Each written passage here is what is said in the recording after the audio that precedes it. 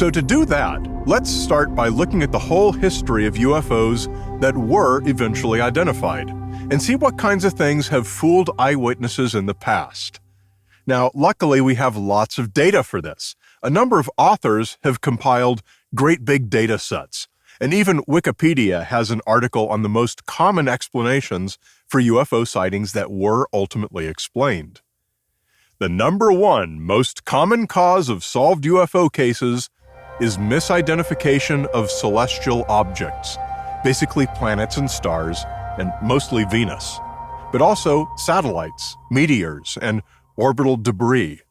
Every time SpaceX launches a train of Starlink satellites, which appear in the sky as a giant long line of lights, I get a ton of messages from people asking me, "Whoa, what the heck was this?"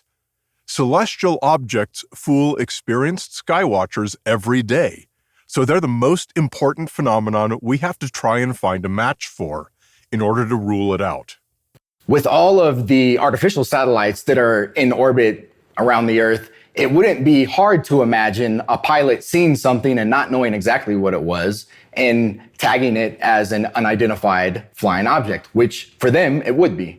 And here's an air traffic controller. You'll meet him soon. We've had pilots report a line of aircrafts 100 miles across, 30 aircraft. What is it? And they're seeing a Starlink. Yes. The second most common cause of solved UFO cases is airborne clutter, mostly weather balloons, but also birds, party balloons, and conventional aircraft, including planes, blimps, especially advertising blimps, drones, and helicopters. All of these fool serious UFO spotters every day. And so we also have to try and match these to our sighting to eliminate them as the explanation. Airborne clutter also includes hoaxes, like knuckleheads launching something on purpose to trick people. But hoaxing is such a minuscule part of the UFO phenomenon that we're really not even going to spend any time on it. Another common cause of solved UFO cases is misidentification of lights or objects on the ground. Horizons can disappear in a number of atmospheric and lighting conditions, and lights and other objects on the ground can often appear to be in the air. Sometimes it takes some real outside-the-box thinking to discover that your UFO was actually something on the ground. But again, this fools smart people every day.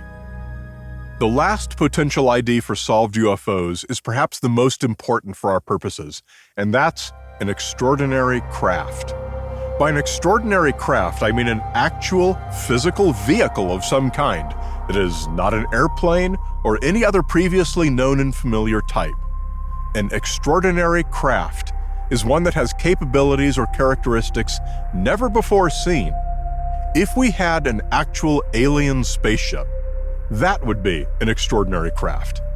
If we had some new kind of vehicle with flight characteristics that are apparently impossible, maybe Chinese, maybe Russian, maybe American, but truly paradigm upending, that would be an extraordinary craft.